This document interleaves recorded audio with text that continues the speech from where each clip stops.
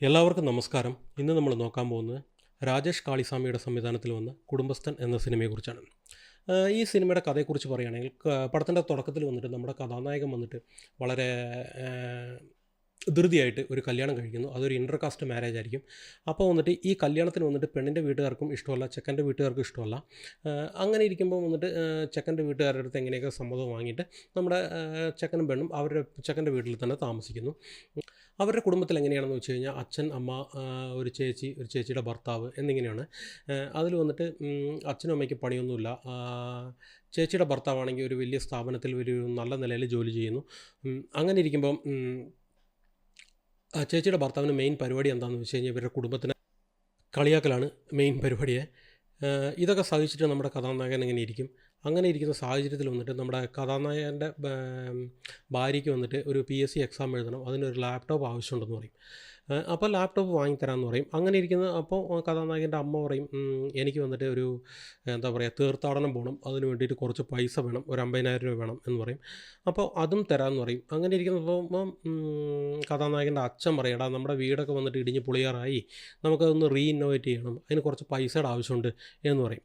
അപ്പോൾ നമ്മുടെ കഥാനായകൻ പറയും, ശരിയെന്നാൽ അത് നമുക്ക് റെഡിയാക്കാം എന്നൊക്കെ പറഞ്ഞിരിക്കും. അങ്ങനെ ഇരിക്കുമ്പം കഥാനായകൻ്റെ ഓഫീസിൽ ഒരു ചെറിയ പ്രശ്നം നടക്കുന്നു. അതങ്ങനെ കഥാനായകൻ്റെ ഈഗോനെ ടച്ച് ചെയ്യുന്ന പോലെ ഉണ്ടാവും. അപ്പോൾ അവിടെ കച്ചറയൊക്കെ ആവും, അടിയാവും. അങ്ങനെ നമ്മുടെ കഥാനായകൻ അവിടുന്ന് ജോലിയിൽ നിന്ന് ഇറങ്ങി വരേണ്ടി വരും, ഇല്ലെങ്കിൽ അവർ പറഞ്ഞു വിടുന്നു. അപ്പോൾ ഇവൻ്റെ ജോലി പോയ കാര്യം വന്നിട്ട് ഇവരുടെ കുടുംബത്തിന് അറിയിക്കാൻ പാടില്ല, പ്രത്യേകിച്ച് ചേച്ചിയുടെ ഹസ്ബൻഡിന് അറിയാൻ പാടില്ല എന്നൊക്കെ ഇവൻ തീരുമാനമെടുക്കുന്നു.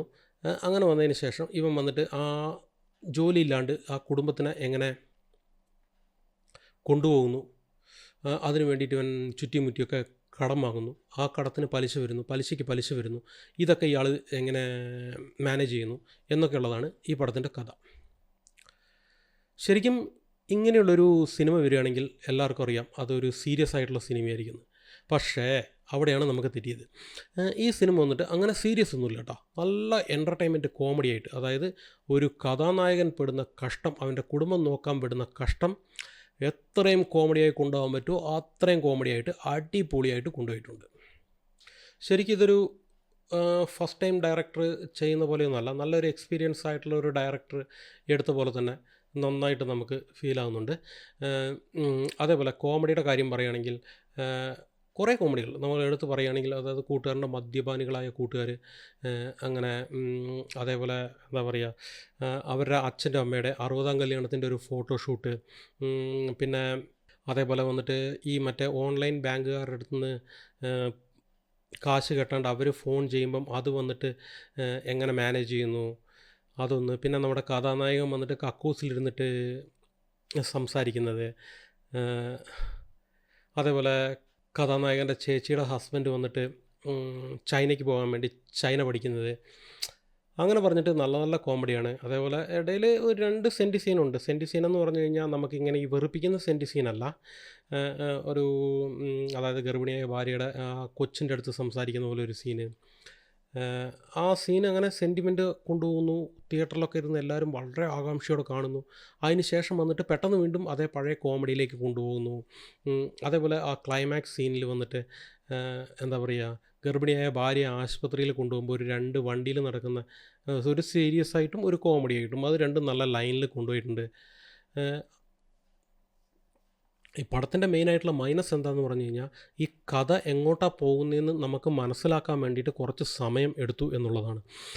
കാരണം അതുമല്ലാണ്ട് പടം കുറച്ച് ലെങ്ത്താണ്, അതുകൊണ്ട് കുറച്ച് സെക്കൻഡ് ഹാഫിലൊക്കെ കുറച്ച് ലാഗ് അടിക്കുന്ന പോലെ തോന്നി. എന്നാലും പടം നല്ല എൻ്റർടൈൻമെൻ്റ് ആയിരുന്നു, കാണാം. മൊത്തത്തിൽ ഈ പടം എങ്ങനെയുണ്ടെന്ന് ചോദിച്ചു കഴിഞ്ഞ് കഴിഞ്ഞാൽ, നമ്മൾ കുടുംബത്തോടെ തിയേറ്ററിൽ പോയിരുന്ന് കാണാം. അതായത് എങ്ങനെയാണെന്ന് പറഞ്ഞു കഴിഞ്ഞാൽ, ഈ കഥ ശരിക്കും പറഞ്ഞു കഴിഞ്ഞാൽ എനിക്ക് നടക്കാം, നമുക്ക് ചുറ്റുമുള്ളവർക്കും നടക്കാം, നിങ്ങൾക്കും നടക്കാം, അങ്ങനെ നടന്നിരിക്കാം എന്നൊക്കെ ഉള്ളതുകൊണ്ട് നമുക്ക് നല്ല ഇൻവോൾവ് ആയിട്ട് ഇരുന്ന് കാണാൻ സാധിക്കുന്ന ഒരു പടമാണ്. അപ്പോൾ പറ്റുമെങ്കിൽ എല്ലാവരും ഇത് കുടുംബത്തോടെ പോയിരുന്ന് കാണുക. അപ്പോൾ ശരി, എന്നാൽ ബൈ.